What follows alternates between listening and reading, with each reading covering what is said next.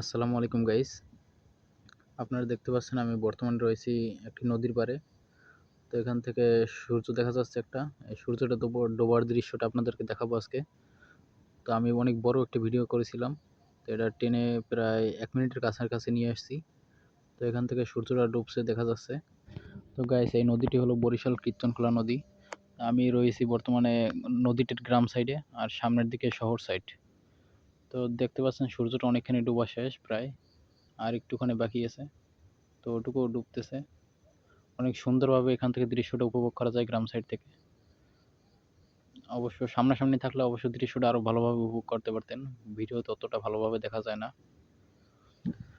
তো গাইস দেখতে পাচ্ছেন সূর্যটি এই মুহূর্তে ডোবা শেষ। তো এই ছিল আজকের ভিডিও। তো গাইস আজকের সূর্য ডোবার দৃশ্যটি আপনাদের কাছে কেমন লাগলো তা অবশ্যই কমেন্ট বক্সে জানাবেন এবং ভিডিওটি ভালো লাগলে লাইক, কমেন্ট এবং শেয়ার করে এবং পেজটি ফলো দিয়ে পাশে থাকবেন।